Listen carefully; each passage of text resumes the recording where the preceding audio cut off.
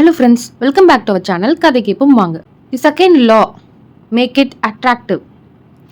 How to make a habit irresistible.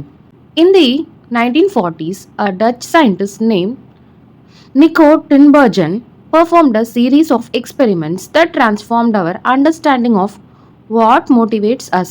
Tinbergen, who eventually won a Nobel Prize for his work, was investigating herring gulls, the grey and white birds often seen flying along the seashores of North America. Adult herring gulls have a small red dot on their beak, and Timbergen noticed that newly hatched chickadee picked the spot whenever they wanted food. To begin one experiment, he created a collection of fake cardboard beaks, just a head without a body. When the parents has flown away, he went over to the nest and offered these dummy beaks to the chicks. The beaks were obvious fakes, and he assumed the baby birds would reject them altogether. However, when the tiny girls saw the red spot on the cardboard beak, they pecked away just as if it were attached to their own mother. They had a clear preference for those red spots as if they had been genetically programmed at birth. Soon, Timbergen discovered that the bigger the red spot, the faster the chicks picked. Eventually, he created a beak with 3 large red dots on it. When he placed it over the nest, the baby birds went crazy with delight.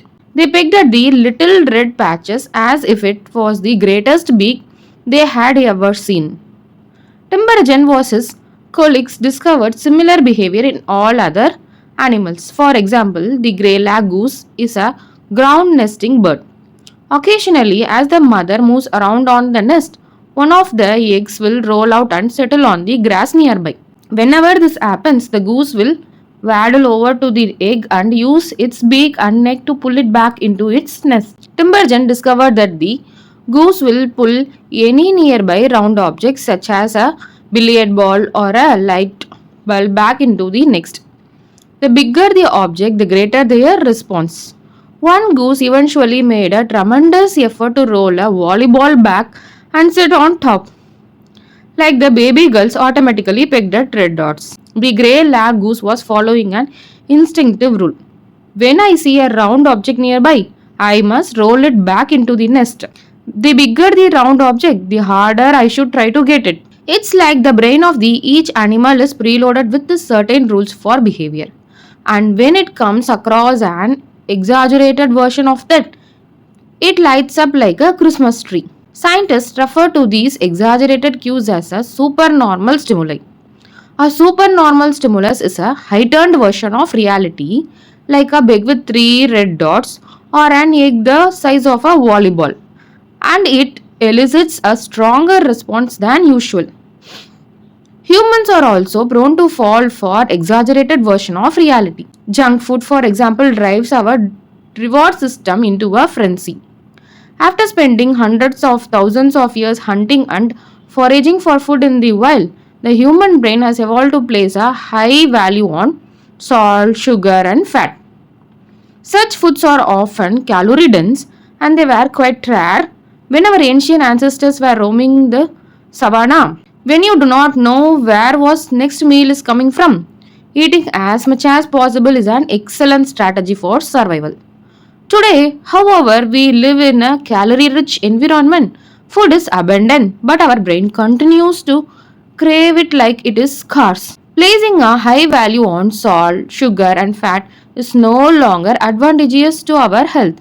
But the craving persists because of the brain's reward center have not changed for approximately 50,000 years. The modern food industry relies on stretching our Paleolithic instinct beyond their evolutionary purpose. A primary goal of food science is to create products that are more attractive to consumers. Nearly every food in a bag, box, or jar has been enhanced in some way, if only with additional flavors.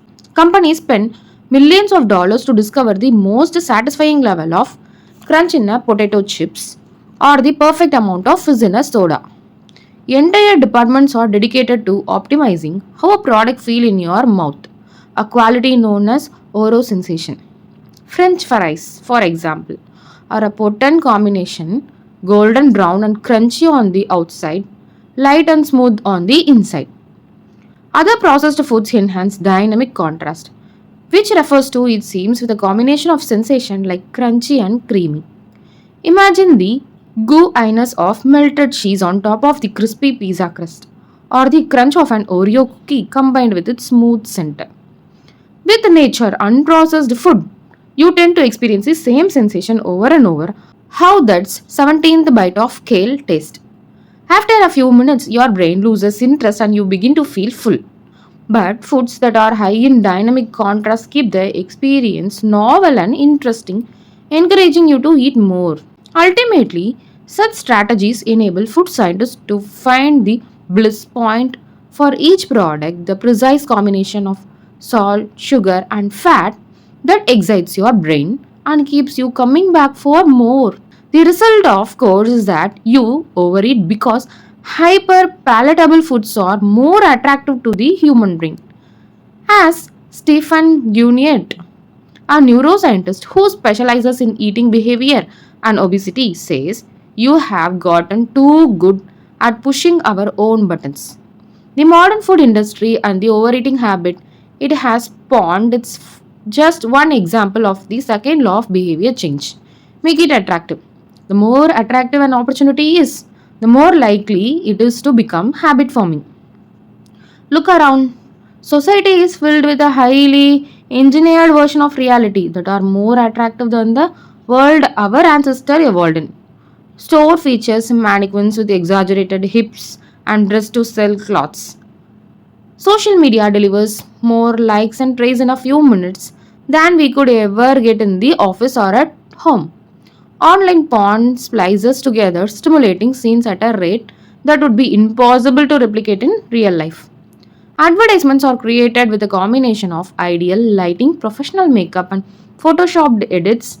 Even the model doesn't look like the person in the final image. These are the supernatural stimuli of our modern world. They exaggerate features that are naturally attractive to us, and our instincts go wild as a result, driving us into excessive shopping habits, social media habits, porn habits, eating habits, and many other. If history serves as a guide, the opportunity of our future will be more attractive than those of today. The trend is for rewards to become more concentrated and stimuli to become more enticing. Junk food is a more concentrated form of calories than natural foods. Hard liquor is a more concentrated form of alcohol than beer. Video games are a more concentrated form of play than board games. Compared to nature, these pleasure packed experiences are hard to resist. We have brains of our ancestors, but temptations they never had to face. If you want to increase the odds that a behavior will occur, then you need to make it attractive. Throughout our discussion of second law, our goal is to learn how to make our habits irresistible. While it is not possible to transform every habit into a supernormal stimuli, we can make any habits more enticing. To do this, we must start by understanding what a craving is and how it works. We begin by examining a biological signature that all habits share the dopamine spike. Thank you.